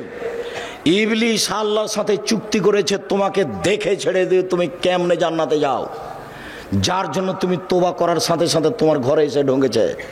আর 1 মিনিট দেখো, 1 মিনিট এদিকে দেখো, এদিকে। আদম জি ফল খাবেন না, যেমন বলেছেন ফল খাবেন না, তেমনি ইবলিস এসে বলছে, আমি ভালো মানুষ, আপনি আমার কথা শোনেন, আমি উত্তম পরামর্শদাতা, আমি ভালো মানুষ, আপনি আমার কথা শোনেন। তারপর আর নাই। হাওয়া কি করা যায়? হাওয়া কি করা যায়? তা হাওয়া বলছেন, খাও না। তো যখন বলছে তো সে তো ভালো মানুষ, কি করি? আবার চলে এসেছে, আরে আমি ভালো মানুষ, আমার কথা শোনেন, আল্লাহ আপনাকে জান্নাতে রাখবেন না সেই জন্য এই কথা বলেছে। আপনি খান, জান্নাতে থাকবেন। আমি খুব ভালো মানুষ, আমি কল্যাণ কামনা করি, আপনার কল্যাণ কামনা করি, তারপর আর নেই। হাওয়া কি করা যায়, খান না, বলছে তো ভালো মানুষ। এভাবে বলতে বলতে খেয়ে নিয়েছেন, যেমন খেয়েছেন তেমনি আল্লাহ বলছেন আমি নিষেধ করলাম যে আমি। তখন দুইজন মিলে বলছেন রব্বানা জালামনা আনফুসানা ওয়া ইল্লাম তাগফির লানা ওয়া তারহামনা লানাকুনান্না মিনাল খাসিরিন। হে আমাদের প্রতিপালক, তুমি যদি দয়া না করো, তুমি যদি ক্ষমা না করো, তাহলে আমরা অপরাধীদের অন্তর্ভুক্ত হব। আমরা নিজেদের প্রতি অন্যায় করেছি, তুমি যদি দয়া না করো, তুমি যদি ক্ষমা না করো, তাহলে আমরা পাপীদের অন্তর্ভুক্ত হব। মরা পর্যন্ত দুইজনে কথা বলেছেন, মরা পর্যন্ত। আর সব নিজের ছেলে মেয়েকে বলে গেছেন, আপনাকে বলেছেন। আপনি কি বলবেন? রব্বানা জালামনা আনফুসানা ওয়া ইল্লাম তাগফির লানা ওয়া তারহামনা লানাকুনান্না মিনাল খাসিরিন। কে বলেছেন? আমার বাপ বলেছেন। কে বলেছেন? আপনার বাপ বলেছেন। কে বলেছেন বলেন তো দেখি? আদম আলাইহিস সালাম বলেছেন। অতএব আমাকে আপনাকে বলতে হবে, খুব শয়তান, ও হলো শয়তান। এইবার আপনাকে খালি যদি কথা বলিয়ে দিতে পারে মেয়েটার সাথে, বেটা তোবা কোথায় গেল রে তোর, এই বেটা তোর তোবা কোথায় গেল, ঠিক করেছিস তুই রে বেটা, তুই কথা বলেছিস, আমি এটা চাচ্ছিলাম, বাস থাক, এবার আমি যাই। যার জন্য একবারে লাথি মারবে তুমি তার মুখের উপর, তোর মুখে লাথি মারি, তোর মুখে লাথি মারি, নাউজুবিল্লাহ মিন জালিক, নাউজুবিল্লাহ মিন জালিক, আস্তাগফিরুল্লাহ ওয়া আতুবু ইলাইহি। আমি তোবা করলাম, আবার এই কথা বলছি কেন? আল্লাহ ভরসা। 2-1 মিনিট, বেশি নয়। এই ছেলে বসো। সম্মানিত দিনী ভাই বোন, এই 2-3টা হাদিস, কয়েক মিনিট। উমর ইবনে খাত্তাব রাদিয়াল্লাহু তাআলা আনহু বলেন, রাসূল সাল্লাল্লাহু আলাইহি সাল্লাম বলেছেন, লাউ আন্নাকুম তাতাওয়াক্কালুনা আলাল্লাহি হাক্কা তাওয়াক্কুলিহি। পৃথিবীর মানুষ, তোমরা যদি সত্য সত্য আল্লাহর উপরে ভরসা করো, লা রাযাকতুম, তাহলে তোমাদের রুজি দেওয়া হবে। কামা ইরযাকুত তায়র, যেমন পাখিকে রুজি দেওয়া হয়। তাকদু খেমাসান, তার হবে তা না। সকালে পাখি খালি পেটে আসে, বিকালে পাখি ভরা পেটে যায়। পাখি কি গতকালকে খাদ্য জমা করে গেছিল? তা আজকে সকালে খালি পেটে আসেনি, এখন বিকালে কিভাবে যাচ্ছে? ভরা পেটে যাচ্ছে। আল্লাহর নবী বলছেন, তোমরা সত্য সত্য আল্লাহর উপর ভরসা রাখো, পাখিকে যেমন খেতে দেওয়া হয় তোমাকে দেওয়া হবে। আবু হুরায়রা রাদিয়াল্লাহু তাআলা আনহু বলেন, নবী করিম সাল্লাল্লাহু আলাইহি সাল্লাম বলেছেন, আমার উম্মতের 70,000 মানুষ হিসাব ছাড়াই জান্নাতে যাবে। 3টি গুণ আছে যাদের। 1, লায়াস্তার কোনা, যারা ঝাড়ফুঁক করে না। 2, ওয়ালায়াতাতাইয়ারুনা, যারা অশুভ ফল গ্রহণ করে না। কার যে মুখ দেখে আসলাম কাজই হলো না, কোন মহিলার যে মুখ দেখলাম, এর নাম অশুভ ফল গ্রহণ করা। 3, ওয়ালা রাব্বিহিম ইয়াতাওয়াক্কালুন, যারা আল্লাহর উপরে ভরসা করে তারা বিনা হিসাবে জান্নাতে যাবে, কোনো হিসাব নিকাশ নাই। আর একটা কথা, আমাদের নবী মুহাম্মদ সাল্লাল্লাহু আলাইহি সাল্লাম বলেন, ওয়াদানি রব্বি, আমার প্রতিপালক আমার সাথে ওয়াদা করেছেন, আমার প্রতিপালকের সাথে আমার চুক্তি হয়েছে, আমার প্রতিপালকের সাথে আমার চুক্তি হয়েছে, আমার প্রতিপালকের সাথে আমার চুক্তি হয়েছে, আমার উম্মতের 70,000 মানুষকে তিনি জান্নাতে দিবেন, হিসাব হবে না। তারপরে বলছেন, মাহকুল্লাল মিন সাবুন আলফ, 70,000-এর প্রত্যেক হাজারের সাথে আরো 70,000, 70,000-এর প্রত্যেক হাজারের সাথে আরো 70,000। এরপরে বলছেন, আমার সাথে চুক্তি হয়েছে, সালাসা হাসায়াতিন মিন হাসায়াতি রব্বি, আমার প্রতিপালক জাহান্নাম থেকে 3 অঞ্জলি মানুষ বের করে জান্নাতে দিবেন। আমার প্রতিপালক 3 অঞ্জলি মানুষ জান্নাত থেকে জাহান্নাম থেকে বের করে জান্নাতে দিবেন। আমার প্রতিপালক 3 অঞ্জলি মানুষ জাহান্নাম থেকে বের করে